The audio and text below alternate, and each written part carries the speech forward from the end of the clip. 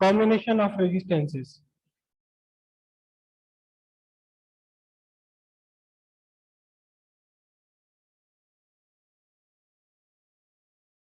अक्सर हमें कंबाइन करने पड़ते हैं रेजिस्टेंस रिक्वायर्ड वैल्यू ऑब्टेन करने के लिए।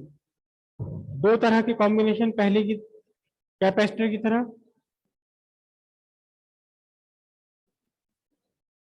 सीरीज कॉम्बिनेशन, और सीरीज कॉम्बिनेशन का मीनिंग वही है क्या,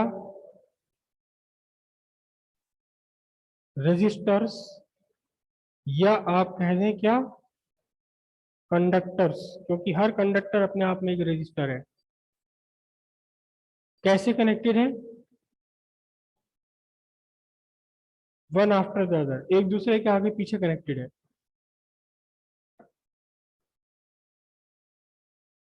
एक रजिस्टर ये R1, इसके बाद दूसरा रेजिस्टेंस R2, और फिर ये रेजिस्टेंस R3। पूरे कॉम्बिनेशन को आपने एक ड्राइविंग वोल्टेज दिया, कितना, V। पूरे कॉम्बिनेशन का पोटेंशियल डिफरेंस है V, और यहां एक करंट स्टैब्लिश हो गई I। Current through every conductor is same, क्योंकि यहां करंट को चलने के लिए केवल एक ही रास्ता है। एक ही रास्ता है, इससे कोई डिफरेंस नहीं पड़ेगा कि R1, R2, R3 कितने छोटे कितने बड़े हैं, इनमें से कौन कैसा है, इससे कोई फर्क नहीं पड़ेगा। सब में करंट बिल्कुल एक जैसी रहनी है। इसके लिए आप एक बात समझें, एक पाइप आपने लगा रखा अपने सबमर्सिबल से, और फिर इसके आगे आपने एक छोटा पाइप लगा लिया। अगर यहां से आ रहा है 1 लीटर पर सेकंड पानी, तो इस बड़े वाले पाइप से कितना फ्लो कर रहा होगा? उतना ही 1 लीटर पर सेकंड, जितना यहां से फ्लो कर रहा है। क्यों? क्योंकि रास्ता आगे चल के रास्ता ही नहीं है, रास्ता ही केवल एक है।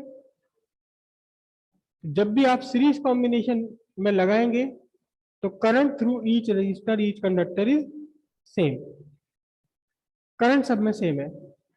लेकिन R1 और R2, R3 डिफरेंट है, तो फिर इन कंडक्टर्स के पोटेंशियल डिफरेंस अलग अलग हो जाएंगे। कितना होगा? R1 का पोटेंशियल डिफरेंस कितना होगा?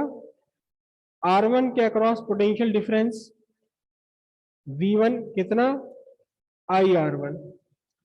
क्योंकि इसका रेजिस्टेंस डिफरेंट हो गया, तो product of current and resistance is different. V2 कितना होगा, IR2। और थर्ड के अक्रॉस कितना होगा, IR3।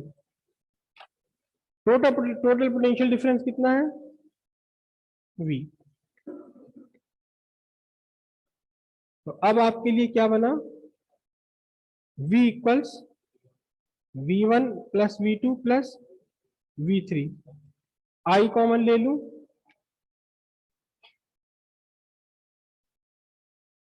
तो V by I is equals to बना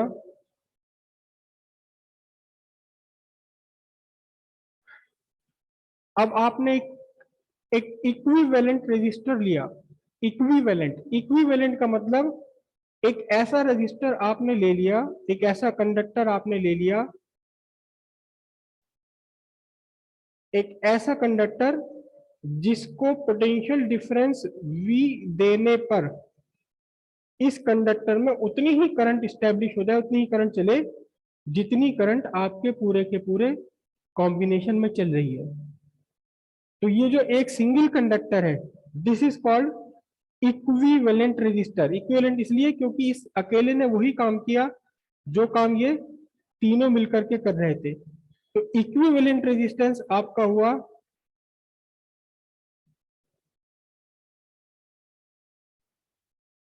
इक्विवेलेंट रेजिस्टेंस, जिसको लिखा हमने RS। ठीक है। For equivalent resistance, equivalent resistance के लिए आपके क्या बन जाएगा, V equals I into R S, या फिर V by I equals R S. जितना ये पोटेंशियल है उतना ही पोटेंशियल आपने कॉम्बिनेशन पर लगाया। जितनी करंट इस अकेले में है उतनी ही करंट कहाँ है, कॉम्बिनेशन में। तो V और I सेम है ये, इसका मीनिंग क्या हुआ, R S equals R1 plus R2 plus R3। Series combination में सारे के सारे रेजिस्टेंसेस आपस में जुड़ जाएंगे और इक्विवेलेंट रेजिस्टेंस सारे के सारे रेजिस्टेंस के सम के इक्वल बन जाएगा, जैसा कि कैपेसिटर में पैरेलल में हुआ करता था। कैपेसिटर और रेजिस्टर के फॉर्मूले दोनों के बिल्कुल एक दूसरे के अपोजिट है। कीजिए पैरेलल कॉम्बिनेशन।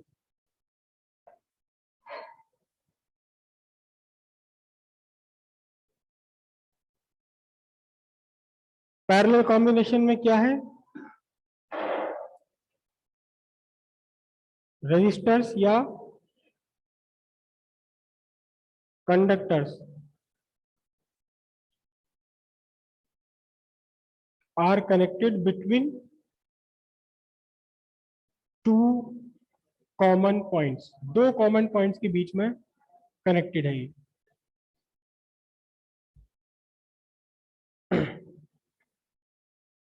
ये दो कॉमन पॉइंट और इन्हीं दोनों कॉमन पॉइंट्स के बीच में कनेक्टेड है आपके दो, तीन या चार जितने भी हैं पैरेलल कॉम्बिनेशन में।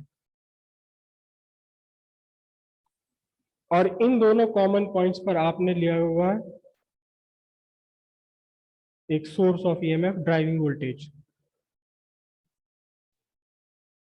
R1 R2। यहां हर एक रेजिस्टर, हर एक कंडक्टर के अक्रॉस वोल्टेज है सेम V वोल्टेज है हर एक कंडक्टर के अक्रॉस। जितना वोल्ट पोटेंशियल डिफरेंस R3 का उतना ही पोटेंशियल डिफरेंस R2 का, उतना ही पोटेंशियल डिफरेंस R1 का है। जब पोटेंशियल डिफरेंस ड्राइविंग सोर्स सबके लिए एक जैसा है, तो जिस रेजिस्टेंस की वैल्यू कम होगी, जो कम ऑब्स्ट्रक्शन क्रिएट कर रहा है उसमें ज्यादा करंट जाएगी, जो ज्यादा ऑब्स्ट्रक्शन क्रिएट कर रहा होगा उसमें करंट कम जाएगी। तो करंट की वैल्यूज यहाँ डिफरेंट हो गई। टोटल करंट सोर्स से है I, इसमें से पार्ट I1 गया R1 में, I2 गया R2 में, और यहां वापस आकर ये तीनों कंबाइन होकर वापस I बन गए।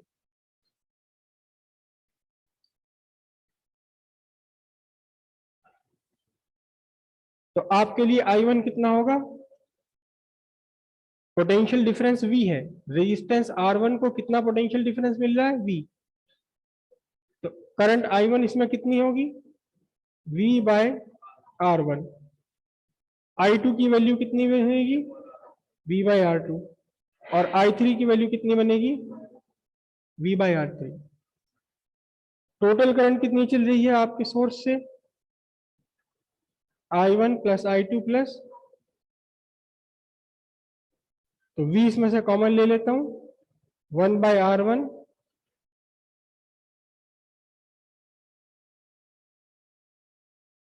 और अब यह आपका बना I by V equals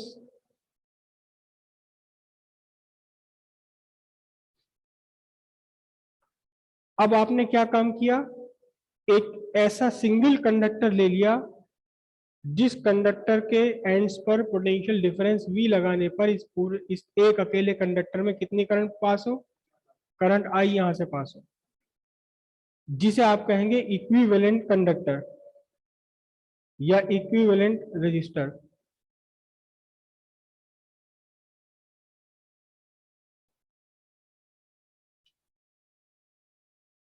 equivalent resistor जिसे इस बार हमने लिखा है आरपी।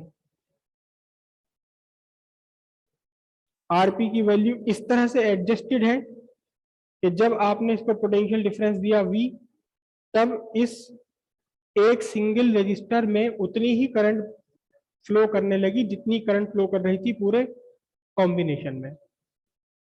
तो इस इक्विवेलेंट रजिस्टर के लिए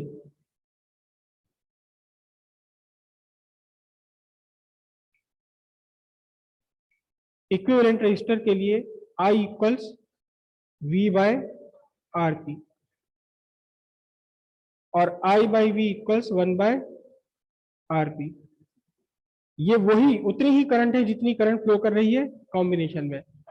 पोटेंशियल डिफरेंस इस अकेले के अक्रॉस उतना ही है जितना पोटेंशियल डिफरेंस है आपका पूरे कॉम्बिनेशन पर। तो फिर I और V की वैल्यू सेम है, दोनों इक्वेशंस को आप कंपेयर करें, 1 by R P equals 1 by, ये आपका कॉम्बिनेशन बन गया पैरेलल कॉम्बिनेशन के लिए। जो सीरीज कॉम्बिनेशन का फॉर्मूला बनता था कैपेसिटर के लिए, वही पैरेलल कॉम्बिनेशन का फॉर्मूला है रेजिस्टेंस के लिए। एग्जाम्पल लेते हैं, आपके पास जो रेजिस्टेंस है R1 10 ओम है, R2 आपका 2 ओम है। जब आपने इसमें सीरीज में लगाया तो R1 प्लस R2 कितना 12 ओम। इसी R1 और R2 को जब आपने पैरेलल में कंबाइन किया तो इक्विवेलेंट रेजिस्टेंस कितना आना है, R1 आपके लिए 10 ओम है, R2 आपके लिए 2 ओम है। तो पैरेलल का रेजिस्टेंस कितना होगा? आप में से कई बच्चे मिस्टेक करते हैं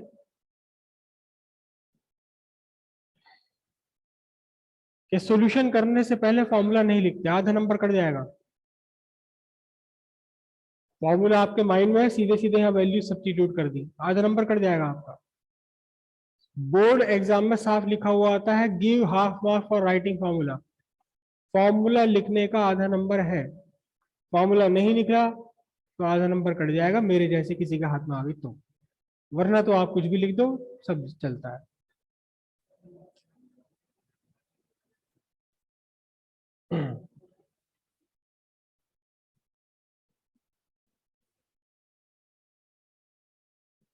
क्या बना? 1 by R P equals 6 by 10। तो कितना आएगा इक्विवेलेंट रेजिस्टेंस पैरेलल कॉम्बिनेशन में?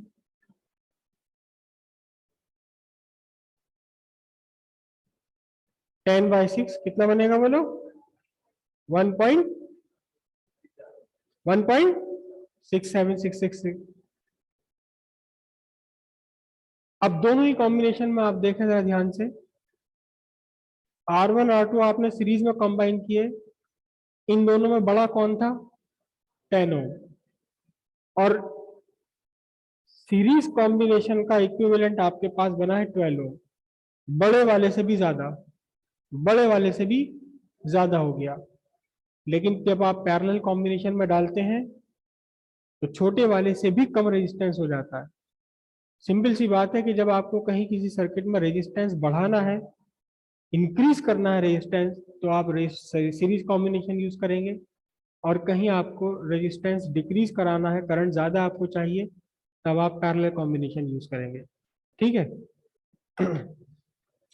एक टेबल बना लीजिए जैसे पीछे बनाई थी आपने सीरीज और पैरेलल के लिए। सीरीज कॉम्बिनेशन में फर्स्ट पॉइंट लिखते हैं, रेजिस्टर और conductors are connected one after the other. Parallel combination में लिखते हैं फर्स्ट पॉइंट, रेजिस्टर्स और conductor are connected between two common points,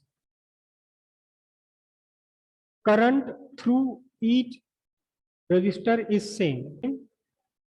और इधर पैरेलल कॉम्बिनेशन में लिखिए, current through each resistance is different, smaller the resistance larger the current through it.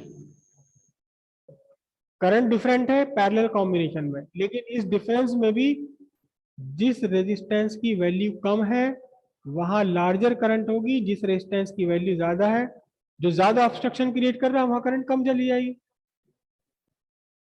Potential difference across each resistance is different series combination के लिए। Larger the resistance larger is the potential difference across it. Parallel में लिखते हैं, potential difference across each resistance is same. पूरा लिख लेते हैं, equivalent resistance is equal to the sum of all the resistances in combination. The reciprocal of equivalent resistance is equal to the sum of reciprocals of individual resistances in the combination. As per equivalent resistance is larger than the largest resistance in the combination.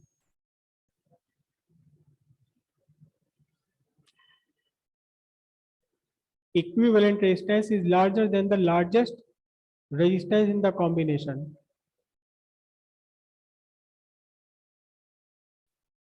Parallel में क्या लिखेंगे? Equivalent resistance is smaller than the smallest resistance in the combination. Series combination कब use करेंगे आप? Used to increase the overall resistance in the circuit.